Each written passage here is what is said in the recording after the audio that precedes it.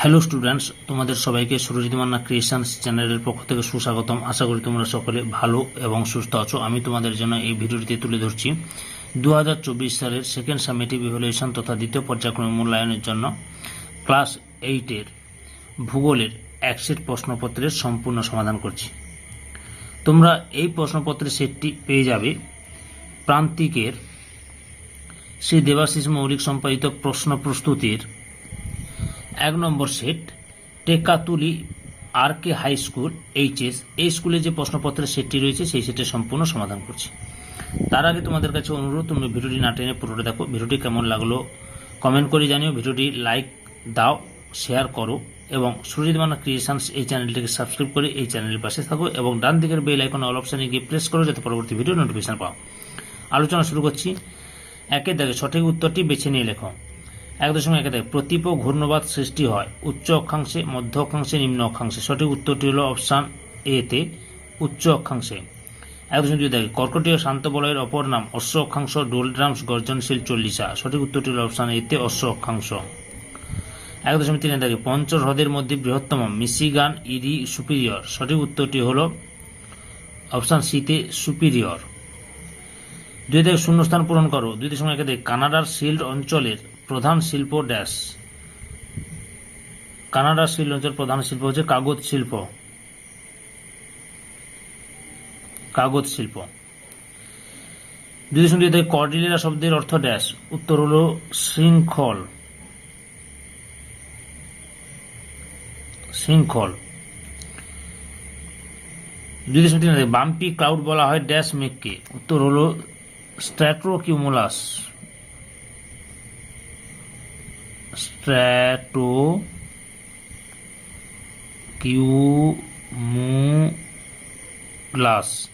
স্ট্র্যাটোকিউমুলাস মেঘকে বলা হয় বাম্পি ক্লাউড। 2.4 থেকে পৃথিবীর কসাইখানা বলা হয় ড্যাশকে। উত্তরটি হলো শিকাগোকে। শিকাগোকে। শিকাগো। এবারে 3 থেকে 2 এক কথায় বা বাক্যে উত্তর দাও।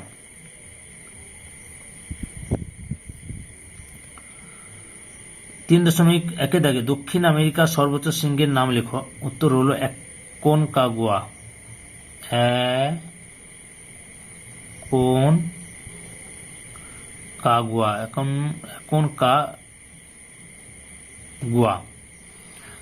অ্যাকনকাগুয়া।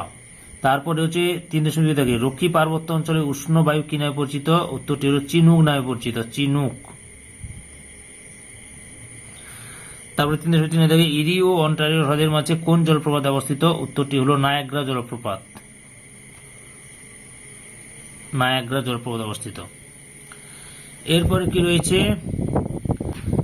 4 দাগে নিচের প্রশ্নগুলির সংক্ষিপ্ত উত্তর দাও। 4.1 টিকা লেখো কিউমুলো নিম্বাস মেঘ। উত্তরটা এইভাবে লিখবে, অনেকটা গম্বুজের মতো দেখতে। কিউমুলো নিম্বাস মেঘ সাদা, ধূসর ও কালো রঙের হয়। সাধারণত ভূপৃষ্ঠ সংলগ্ন বায়ুস্তর থেকে প্রায় 12,000 ফুট পর্যন্ত এই মেঘের উলম্ব বিস্তার দেখা যায়। উপর দিক চ্যাপ্টা ও তলদেশ প্রায় সমতল। কিউমুলোনিম্বাস মেঘে বজ্রপাত সহ ভীষণ ঝড় বৃষ্টি হয়, তাই এর আরেক নাম বজ্রমেঘ বা থান্ডার ক্লাউড বলে। অনেক সময় এই মেঘ থেকে শিলাবৃষ্টিও হতে দেখা যায়।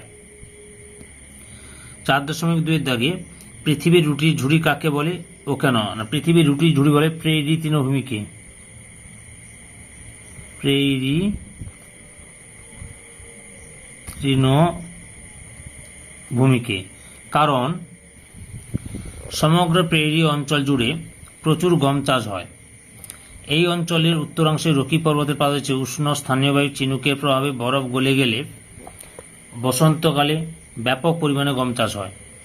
এই অংশটি বসন্তকালীন গম বলয় নামে পরিচিত।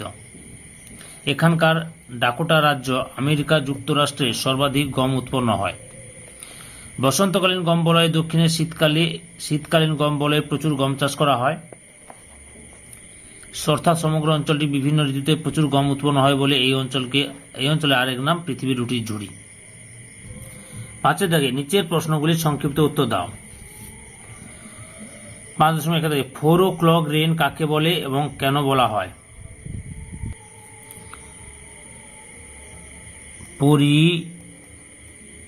পরিচলন বৃষ্টিপাতকে 4 o'clock রেন বলা হয়। পরিচলন বৃষ্টিপাতকে 4 o'clock রেন বলা হয় কারণ প্রায় প্রতিদিন বিকেলে 4টে নাগাদ পরিচলন বৃষ্টিপাত বেশি হয় বলে নিরক্ষীয় অঞ্চলে একে 4 o'clock রেন বলে। 5.2 দাগে শৈলক্ষেপ বৃষ্টিপাত সম্পর্কে সংক্ষেপে লেখো। উত্তর, সমুদ্রের দিক থেকে আসা জলীয় বাষ্পপূর্ণ বায়ু আর্দ্র বায়ুর প্রবাহপথে আড়াআড়িভাবে কোনো পর্বত বা উচ্চভূমি অবস্থান করলে ওই বায়ু পর্বত বা উচ্চভূমিতে বাধা পেয়ে ওই পর্বত বা উচ্চভূমির ঢাল বেয়ে উপরের দিকে উঠে যায়। ঊর্ধ্বগামী এই বায়ু ক্রমশ প্রসারিত হয় ও ঠান্ডা হয়। আরও উপরে উঠলে এই বায়ু সম্পৃক্ত হয়ে পড়ে এবং ঘনীভূত হয়ে বৃষ্টিপাত ঘটায়। এই বৃষ্টি হল শৈলক্ষেপ বৃষ্টিপাত। পর্বতের যে ঢাল বরাবর বায়ুর উপর দিকে ওঠে ও বৃষ্টিপাত ঘটায় সেই ঢাল হল বৃহস্পতিবাদ ঢাল, আর এর বিপরীত যে ঢাল বরাবর বায়ু নিচের দিকে নামে সেই ঢাল হল অনুবাদ ঢাল। 5.3 দাগে আমাজন নদীর মোহনায় বদ্বীপ সৃষ্টি হয়নি কেন?